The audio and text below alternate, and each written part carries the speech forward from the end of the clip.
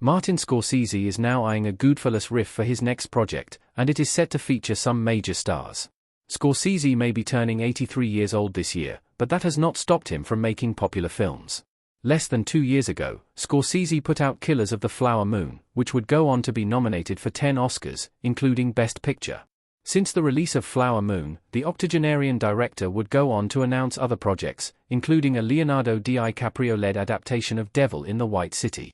Per Deadline, Scorsese is looking toward another DiCaprio drama that would feature additional famous cast members. Additional stars in talks include Emily Blunt and Dwayne "The Rock" Johnson.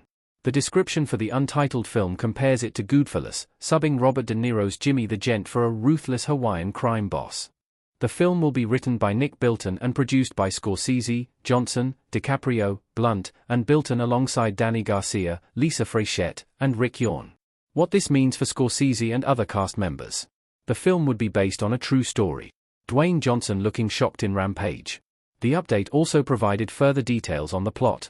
The Hawaiian crime boss is based on a real-life person, though it has not been stated who exactly this inspiration is. Likely set in the 1960s and 1970s, the film will focus on a tumultuous time in Hawaii's history.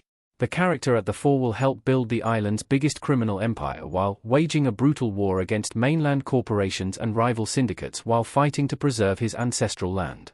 It seems likely that Johnson will play this figure, as the movie star is partially of Pacific Islander descent. If this project comes to fruition, it would be a big step in the careers of multiple people involved.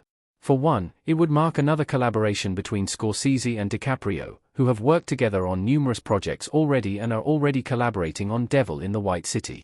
Furthermore, it would help to establish Johnson as a serious dramatic actor. Though most of his career has been relegated to action and comedy, Johnson is also actively working on A24's The Smashing Machine. Both that and the pitched Scorsese project are dramas that would expand his profile.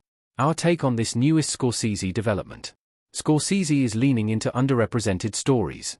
This project would also continue Scorsese's more recent focus on underrepresented stories.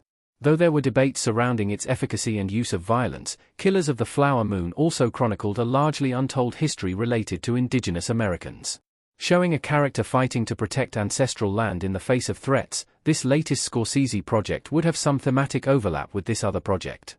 This is an interesting trend in Scorsese's career, as his clout allows stories to get told that Hollywood may not otherwise pay much mind to.